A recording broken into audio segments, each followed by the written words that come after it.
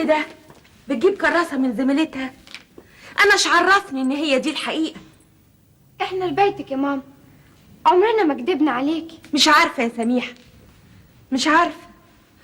كل حاجة في البيت ده متغيرة، كل شيء بقى غريب عني. أنا حاسة إن أنا مش في مكاني، وكل ما أقول لبابا الكلام ده يقول لي أنت بتتخيلي، لازم نعالج أعصابك. استحملي يا ماما. أستحمل إيه يا سميحة؟ أنتوا إيه اللي عارفينه؟ لا أبدا، مفيش حاجة، يمكن تهيؤات بصحيح. يمكن. أصل بابا ده أنت ما تعرفيهوش زيي، الكذب ما يجيش على لسانه، ويا ويلي اللي يكذب عليه، لكن متغير. أيوة، يمكن بتخيل. السنين طولت وست البيت لا بتستريح ولا بتاخد يوم أجازة، واللي بتبات فيه بتصبح فيه. يمكن عقلي خف يا سميحة. انتي ست العقلين يا ماما، بس الواحد لما بيتعب برضه يتهيأ له حاجات. يبقى مش عارف راسه من رجليه. يا خيبتك يا عديلة، يعني أنا بظلم عبد القادر وبنكد عليه عيشته؟ اخصى عليا. لا لا، عيب. أنا النهاردة هخليه يسامحني. أصل بابا طيب قوي يا سميحة، قوي قوي. أنا شفت معاه أيام العز كله والفرح كله، فرجني على الدنيا. رحت معاه التياترو، شفت الدنيا بحالها، سينمات، ملاهي، حتى المراجيح.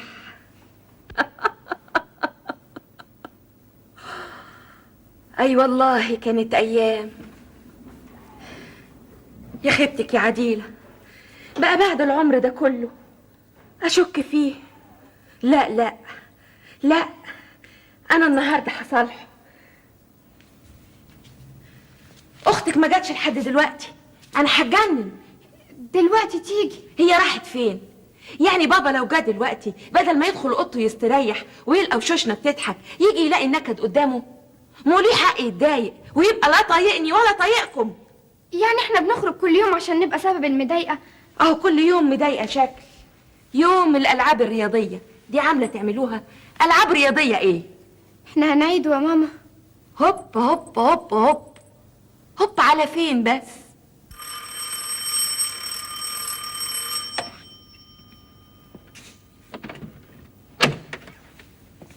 سناء، ازيك يا استاذ ممدوح؟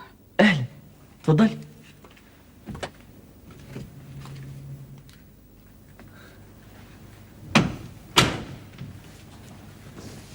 انت رجعتي يا وفاء؟ هقعد عندكم اعمل ايه مادام سبتيني وخرجتي؟ تعرفي خرجتي رحت فين؟ رحتي فين؟ لاختك لطيفه. شفتي بيتها حلو قد ايه؟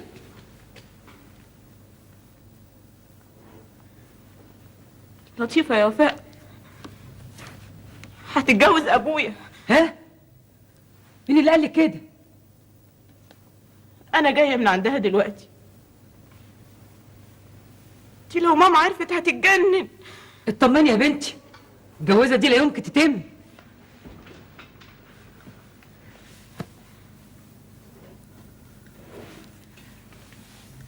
انا اتاخرت قوي.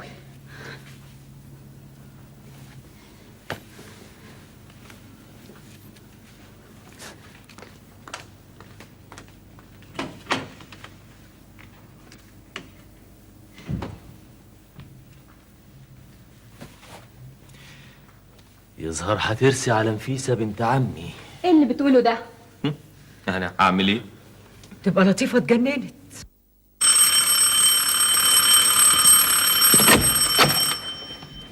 البنت اللي اسمها سناء دي كانت هنا بتعمل ايه؟ حكايه جوازك دي؟ هتجوز. هو عيب؟ عيب؟ ايوه عيب تاخدي راجل من بيته وولاده. انا كنت ضربته على ايده، هو اللي عاوز. انت تقولي لا؟ يا ماما ما تجننينيش. جواز لا، سفر بره لا، سواقة العربية لا. عاوزاني اعمل لكم ايه؟ انت ارمله. يعني ايه ارملة؟ اترمي جنب الحيطة لحد ما اموت؟ يعني ايه ارملة؟ كل الناس تعيش وانا اقعد اتفرج عليهم؟ انا كمان عاوز اعيش. شايفه بنته بقى شكلها ايه؟ هيجرى لها ايه بنته؟ ايه اللي هيجرى لابوها لما اتجوزها؟ مش هيبقى ابوها اللي عرفته طول عمرها، اللي حبته طول عمرها، هيدخل بيكي بيته. عمري ما هدخل بيته. هتدخليه في احساسه، هتدخليه وانت بعيد، هتغيريه من ناحيه مراته وولاده. انت ترضي لجوزك حد تاني يتجوزه؟ لو جوزي بص لواحدة تانية حرميه. خلوهم يرمولي عبد القادر. يعني ايه يرميهولك؟ في حد يرمي ابوه؟ والله كبرتي وبتتكلمي يا وفاء. انا اسفه يا ابله، لكن اسمحي لي اقول لك انه بعد فتره هو هيرميكي انت ويرجع لبيته وولاده. لو ده حصل تبقى مسؤوليتي وهتحملها. ما فكرتيش في ولاده؟ فكرت في نفسي حرام عليكي. ووحدتي. حلال. أنا محرومة من الخلف طول عمري. كل الدكاترة قالوا لي كده. يبقى حرماني من كله. لو اتجوزت واحد خالي هيبقى نفسه في العيال، إنما ده هيشكر ربنا إني مش هخلف. تعالي يا بنتي، تعالي اقعدي، اقعدي يا بنتي. اسمعي كلام امك يا لطيفه. الراجل ده اللي خد على جو العيله وفرحه اللمه، بعد مده هيبقى بيدور على نفسه، على بيته وولاده. شعوره من ناحيتك مش زي ما انت بيتهيألك، دي رغبه وتروح وترجع بدل ما انت ارمله مطلقه. لا يا حبيبتي يا لطيفه. ما تحاوليش يا ماما، هتجوزه.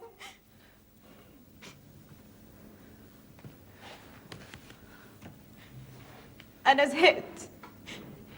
نفسي أخرج، نفسي أتفسح، نفسي أركب عربيتي، نفسي أروح كل حتة. وهو يبقى محرج وهو ماشي معاكي في اي حته، لان له مكان واحد بس في بيته. ثم انا عاوز اتجوز سناء. احنا متفقين، انا وهي تقريبا متفقين. حاجة حلوة قوي. حضرتك بتحب والست سناء بتحب، وعايزين تحرموا على الناس ان هم يشعروا زيكم. محدش حرم، لكن ده راجل بيحب فعلا، بيحب مراته، والا ما كانش عاش معاها 20 سنه مستريح وسعيد. مستريح وسعيد بحكم العادة يا شاطرة. أمه شافت العروسة وافقت عليها، وروها له وقالوا له رأيهم فيها، قال على خيرة الله واتجوزها. عبد القادر ما اختارش عديلة. لا لا لا لا، المسائل مش كده ابدا. وصحيح اتجوز بالطريقه اللي قلتي عليها، لكن خلال 20 سنه كان كل يوم يقول الست دي تستحقني، تستحق بيتها وولادها، ودي مسؤوليته. اذا تخلى النهارده عنها يبقى راجل غير كريم، راجل بيتبع نزواته. دي فلسفة. اسمعي بقى، هو انت عايشه في الدنيا دي لوحدك؟ في عيله وفي اهل. عمر ما حد في العيله بص لمرات واحد تاني، ولا ست بصت لجوز واحده تانيه. كل واحد وظروفه. مفيش ظروف. انت مش هتتجوزي الراجل ده. استني بس يا ماما، استني، الكلام ما يبقاش كده. امال يبقى ازاي يا سي ممدوح؟ لطيفه، لازم تعرفي ان جوازك ده هيحطم امالي في الحياه. بلاش الكلام اللي انت مش قده ده يا ممدوح. انا عارفاك كويس. لو قلت لك هتجوز عبد القادر والله اقطع عنك ال 25 جنيه اللي بديهم لك كل شهر، هتقول لي اخد ال 25 جنيه. لولو، انا بترمي ال 25 جنيه؟ احنا بنتكلم بهدوء دلوقتي، ايه لازمته ان 25 جنيه انت هتشتريه. الجوازه دي محدش في العيله هيوافق عليها. وانت فاهمه ممدوح ده ايه؟ هتشاوروا له بصبعك يجي جاري عليكي؟ في 1000 داهيه ال 25 جنيه. يا ماما المسائل ما تتاخدش كده. امال تتاخد ازاي؟ ها؟ ما تديني انا كمان 10 واختك 5 واشتري عمك شاهين باشا كمان. يلا، ما انت محدش مالي عينك. عينوكي نظره على وقف عيله جوزك كله عشان تتبغدادي وتشتري العربيات والناس. انا مش هتكلم، بس في نقطة واحدة عايزة اقولها لك يا ممدوح. انت عايز تتجوز سناء ولا لا؟ ايوه. خليك معايا تكسب. عبد القادر خاتم في صباعي، هشاور له واقول له جوزها الممدوح، هتلاقي نفسك متجوزها. اللي انت بتقوليه ده استني يا وفاء. بانت مرات الاب على حقيقتها. فكر يا ممدوح، بكره هتصل بيك واقول لك ميعاد كتب الكتاب امتى، وابقى هات ماما وفاء معاك. انا لا يمكن اجي، دي سناء وسميحه. ربنا فوق الكل. انا ما كفرتش. فكر يا ممدوح، فكر. ايه اخبار الاولاد؟ قال عاوزين يعملوا حفلة صغيرة. ليه؟ عيد ميلاد مين النهارده؟ مش عيد ميلاد حد. الله، امال ايه الحكايه؟ مجانين. قال عيد جوازنا. ايه؟ عيد جوازنا؟ بس ده النهارده الجمعه وانا مرتبط. بإيه؟ ب... المهم يا حبيبتي، كل سنه وانت طيبه. عقبال 100 سنه. عايزه هديتك ايه؟ هديتي بيتنا وعيالنا يا عبد القادر. بيتك وعيالك؟ وليه بتقوليها كده؟ حد يقدر يمس بيتك وعيالك يا عديله؟ صاحب دنيتي. ومين صاحب دنيتك ده؟ انت. انا عديله؟ انا اغدر بيكي برضو؟ انا اقدر امس دنيتك؟ والسنين الطويلة وشبابي وحبي.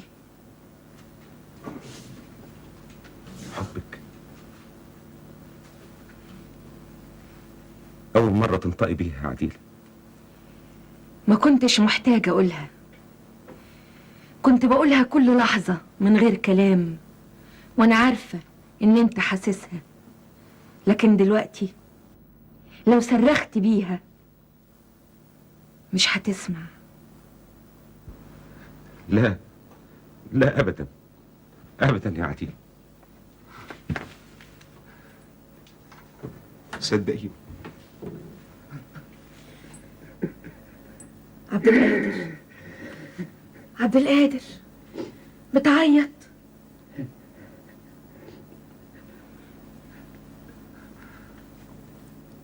لما بقى موضع شك من عدولة ام ولادي، عايزاني اعمل ايه؟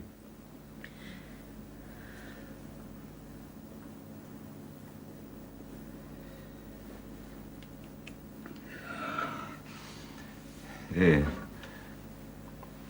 انا لازم اقوم اخرج بقى. برضو خارج؟ ما قلت لك يا عدولة لازم اخرج. اخرج يا عبد القادر.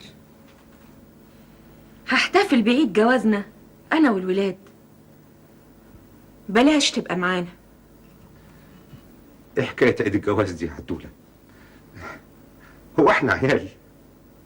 يعني كنا هنعمل ايه في العيد ده؟ غايب طول النهار يا عبد القادر يا ابني. اعمل ايه يا نينا؟ شغل. شغل ايه اللي يوم الجمعة يا ابني؟ وكيل الوزارة كان هنا واصر انه يقابلني. يوم الجمعة؟ طلعت في دماغه كده. قولي لي اعمل ايه؟ هو بيجي لكم كل يوم جمعة؟ يا نينا اصل نينة ايه بس؟ كل يوم جمعة نقول هنشوف عبد القادر، هنقعد مع عبد القادر، وعبد القادر ولا هو هنا، لا عيد جواز قعدك ولا عيل واد قعدك. طب بس قولي لي انت اعمل ايه؟ العشاء جاهز. لا عشان ايه بقى؟ ما اتعشيت خلاص. فين؟ مع وكيل الوزارة. من الحق انا نسيت. ناسي ايه؟ خدي دي. ايه دي؟ ايه؟ مش عارفة دي ايه؟ 100 جنيه. ايه شوية؟ لا مش قصدي، بس اعمل بيها ايه؟ يا ستي اشتري بيها فساتين، هاتي بيها غويشة، اي حاجة تعجبك. اوعي تكوني فاكرة ان انا نسيتك يا اعز ام في الدنيا. خدي يا ستي، دول شيليهم من فلوس حجك. الله، انا ما حجيت يا عبد القادر. وماله يا ستي، حج تالت ورابع وخامس، حج 7 حجات.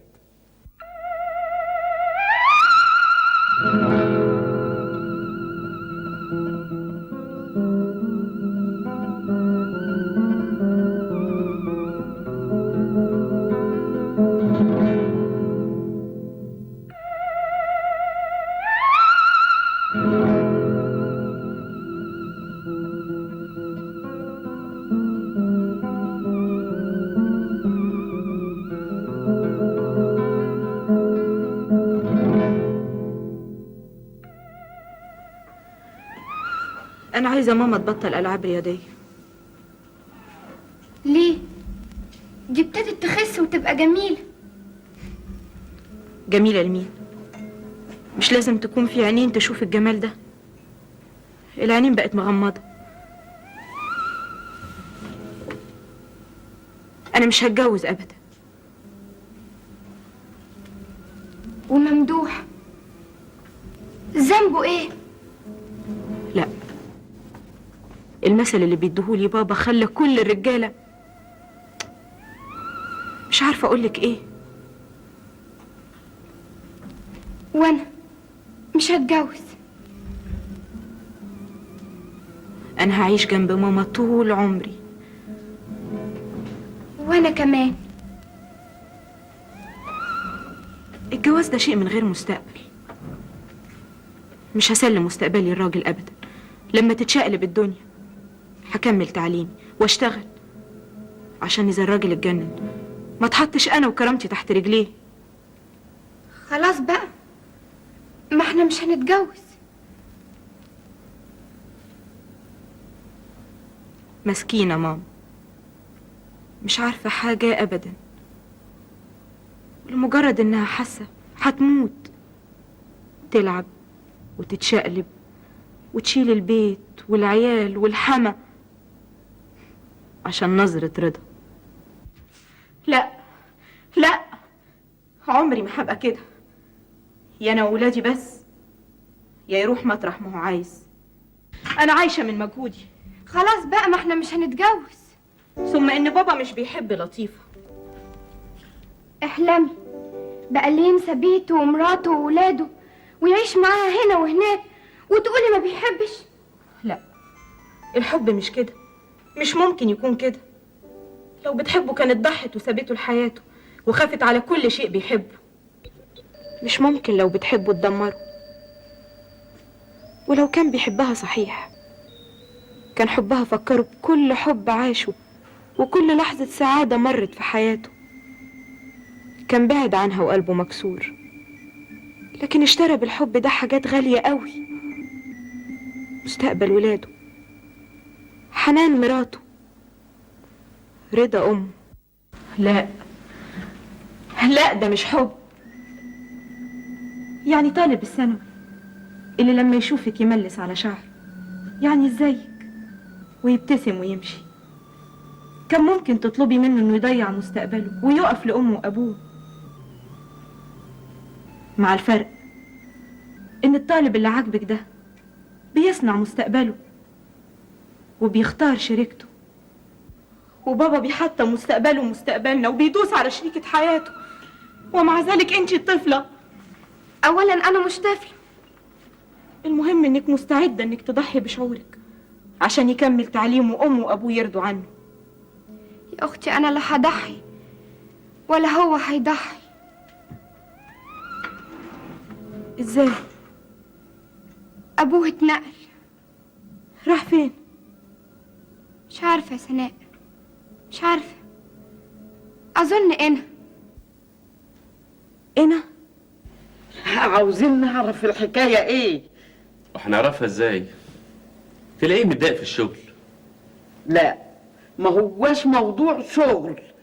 لا، اخوك واقع في ورطة. ورطة ايه يا ماما؟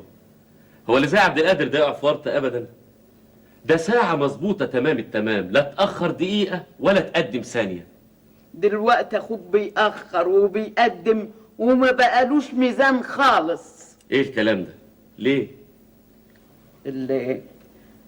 الموضوع فيه ست، لكن هي مين؟ ست مين يا ماما؟ انت بتتكلمي عن عبد القادر رجل الاخلاق والتقاليد. عديلة حاسة، لكن هو يقول لها كلمتين تصدقوا وتهجع. طب والعيال؟ متلخبطين. اذا كانت في ست تبقى تستاهل جايزة على زحزحتها للجبل ده. البيت هيخرب يا فتحي. يا ماما ما تقوليش كده، ده انا احلف لك على اي حاجة ان عبد القادر ما تغيرش وعمره ما هيتغير. انا مش مطمنة. بقى جايباني من مصر وسايب البروفات عشان تقدمي لي عرض مش معقول. ما هو لو كنت انت عايش معانا كنت تعرف. اسكت، عبد القادر جاي. اهلا اهلا فتحي، اهلا. لا، ايه التغيير ده كله؟ تغيير ايه؟ انت ما خدتش بالك انك ناديتني في فتحي ونزلت عليا بالقبل؟ احنا اخواتي يا اخي، وفتحي عبد الفتاح ما تفرقش، اسمك انت حر فيه. وازاي الحال في الشغل؟ عظيم. انا قريت ان عندك افتتاح بكره في الجرايد.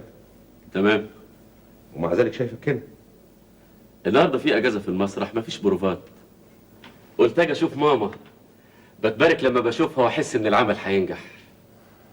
اه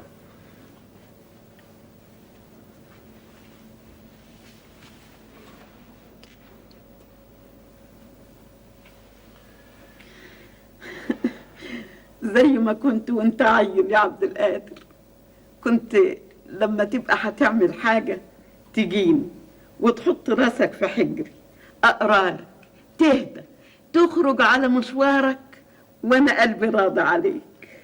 عايز رضاك عليا. فيه ام يا ابني قلبها مش على ابنها. قول لي يا عبد القادر، في ايه يا حبيبي؟ هيكون في ايه يا نينا؟ هيكون في ايه؟ مش عارفة يا عبد القادر في ايه. انت لسه بتحب عديلة والاولاد؟ سؤال غريب اوي. انت مطمن عليهم يا عبد القادر؟ البنات مش عارفين يذاكروا خالص. مش عارفين يذاكروا ليه؟ مجانين. انا ما عملتش حاجه. مفيش حاجه يا فتحي. طبعا مفيش حاجه. انت عارف يا عبد القادر، انا كل ما اجي اتصرف اي تصرف افكر فيه واقول لو كان اخويا في الموقف ده كان اتصرف ازاي، واحاول يكون تصرفي قريب من تصرفك. ليه؟ انا مؤمن بالتحرر، ومؤمن كمان بالرزانه والتعقل والتصرف المثالي، ومثل الاعلى في الرزانه والتعقل هو انت.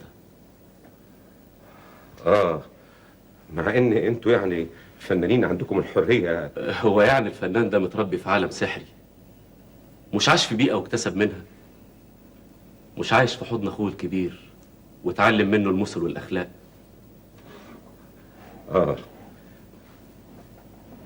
قول لي يا فتحي، انت معانا بكره؟ لا، بكره الافتتاح. ما تقدرش تاجله يوم؟ في حاله واحده بس يقدر الممثل يتاخر فيها عن ميعاد الستاره. ايه هي دي؟ انه يموت. ايه ده؟ عالم منضبط. وكنت عايزنا بكره ليه؟ لا، كنت عايزك في مشوار كده صغير. خير؟ لا، خير خير والحمد لله، كله خير. ايه الحكايه؟ مفيش حكايه ولا حاجه يا فتحي. خلصت الايام، فاتوا ال15 يوم، وبكره هيبقى اسعد ايام حياتي. انت لسه على البر. ان كنت هتندم فكر. افكر ازاي؟ انت مش اديتيني 15 يوم افكر فيهم؟ انا لسه كلي حماس. الساعات دي هتمر ازاي بس؟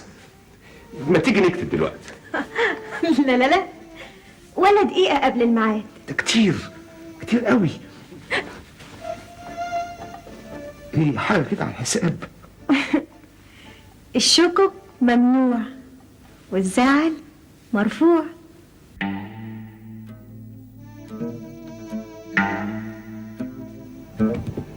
الشنطة اهي.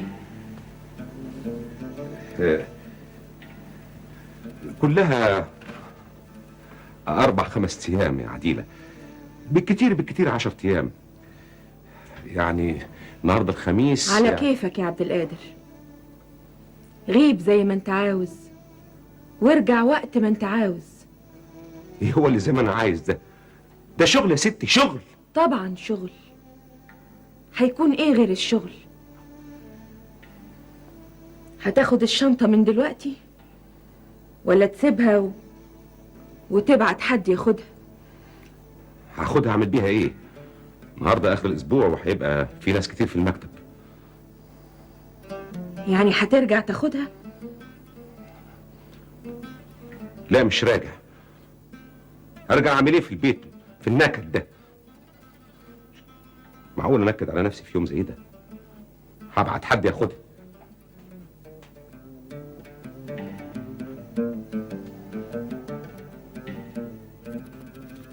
شوف وشك بخير. ايه في ايه؟ معلش، اما ترجع. مش راجع مش راجع.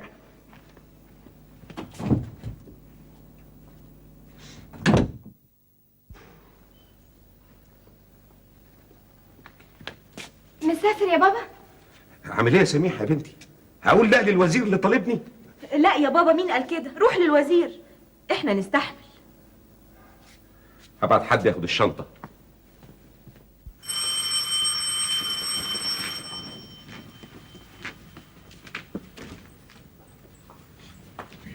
ازيك يا طنط؟ اهلا وفاء. اخويا مدرس الفرنساوي في المدرسه. اهلا وسهلا. اهلا بيك يا فندم. جاي معايا عاوز يطمن على سناء وسميحه في الفرنساوي. اتفضلوا. سمير، ادخل معاهم. اتفضلوا.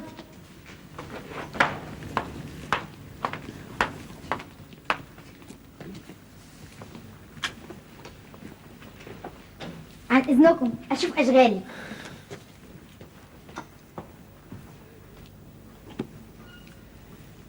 بيت هادي قوي ومراته ست رقيقه وظريفه. طيبه. يا خساره، خساره ايه؟ كنت حابه سعيد بيها قوي لو كانت حماتي، لكن دلوقتي حتى لو اتجوزت بنتها مش هتسامح. وانت عملت ايه ولا هتعمل ايه؟ ذنبي ان لطيفه اختي. اهلا وفاء. اهلا استاذ ممدوح.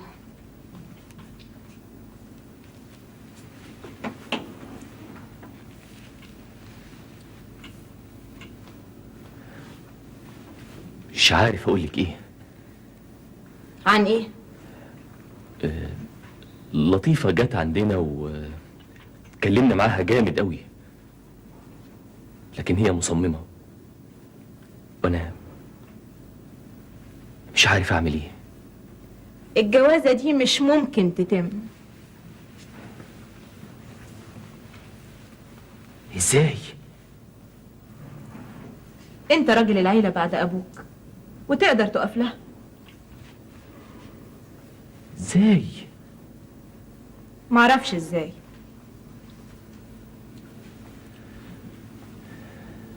قبل ما اشوف بيتكم ومامتك كنت بقول يمكن عبد القادر بيه معذور، لكن الحقيقه ملوش عذر. انتوا اقفوا لابوكوا. ازاي؟ معرفش، لكن مش لازم اتربط مع لطيفه في حزمه واحده. يعني حبنا، قصدي نيتنا في الجواز مش لازم تتغير. يعني اتجوز اخو مرات ابويا؟ احنا نعرف بعض قبلهم. قبلهم ولا بعدهم؟ ده موقف معقول؟ انا ما اقدرش اخد موقف من اختي.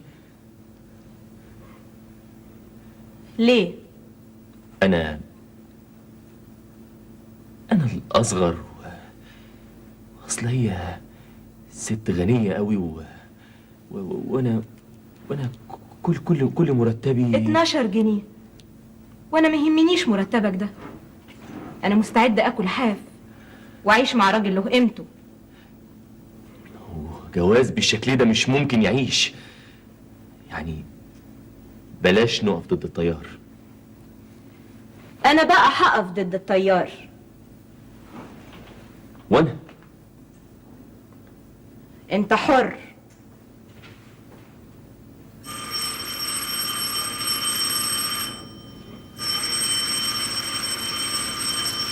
ارد على التليفون.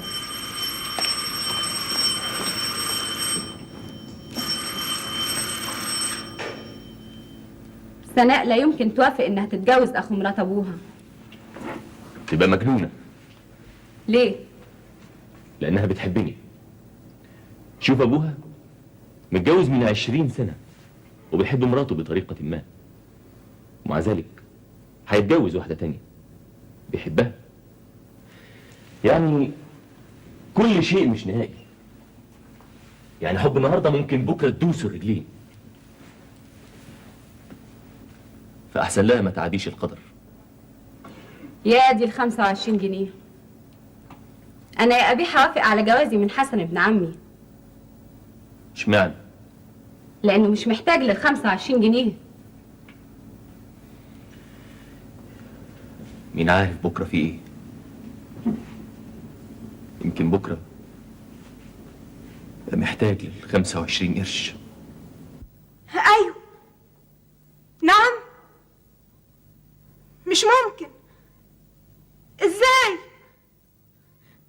طيب دقيقة واحدة. ماما ماما الحقي. في ايه؟ تعالي كلمي. استر يا رب. الو حميدة؟ في ايه يا حميدة؟ البيه الكبير مات؟ خليل بيه مات؟ يا مصيبتي. اسمعي، طب اسمعيني بس. حميدة خدي بالك من توحيدة هانم، احنا جايين حالا. كان واقف على سقالة العمارة اللي بيبنيها، اختل توازنه وقع مات. هو مقاول ومهندس. لا حول الله. الو لسه في الاجتماع؟ لو سمحت بلغوا ان البيت عايزه ضروري. ايوه يا سعادة البيه، 4 مرات والهانم مرات سعادتك تطلب وتقول عايزين سعادتك ضروري. لا لا يا سعادة البيه، لا، في البيت عند سعادتك مش عارفين ايه اللي جاري. لا يا سعادة البيه، لا، ما انا قلت لهم شخصيا ان سعادتك في اجتماع. ايه؟ في ايه؟ عديلة سألت عليا 4 مرات النهارده في المكتب، محدش منهم بيتصل بيا هناك ابدا، ومحدش يعرف مكاني هنا ونمرتك غير جد افندي. الو يا جد افندي، انا هتصل بالبيت عشان اشوف ايه الحكايه، وانت ما تنساش الساعه 5 تجيب واحد معاك ما يكونش يعرف اننا حاجه ابدا عشان يشهد. ما تخافش، انا هطيب خطوه خطرك كمان. مش هتكلمهم؟ لا انا لازم اروح اطمن، انا خايف حد من الولاد يكون جراله حاجه. الساعه 11 يعني لسه بدري. هتطمني ازاي؟ اطمن انا الاول وبعدين اتصل بيك ضروري.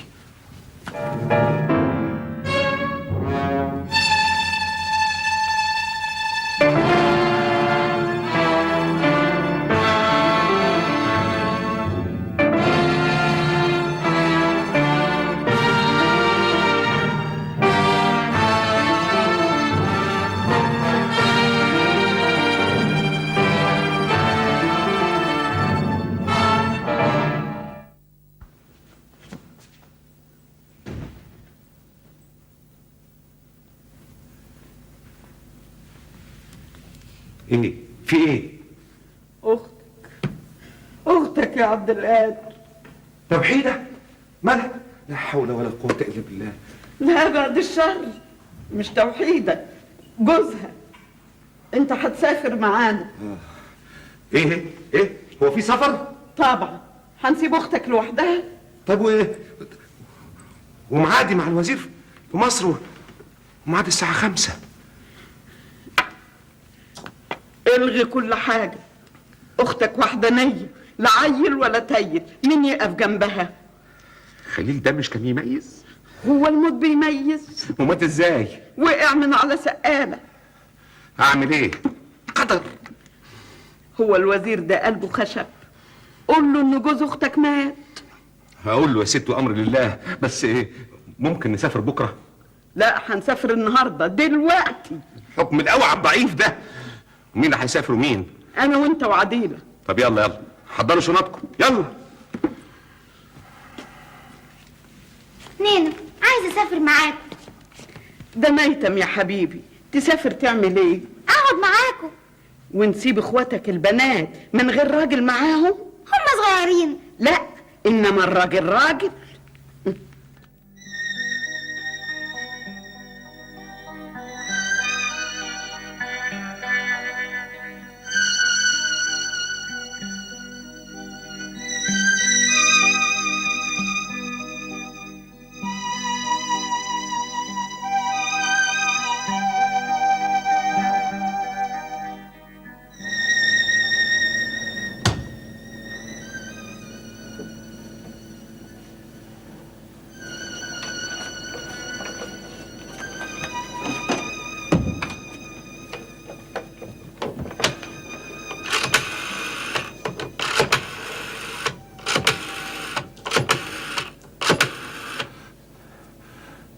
الو لطيفة، القدر واقف يحاربني.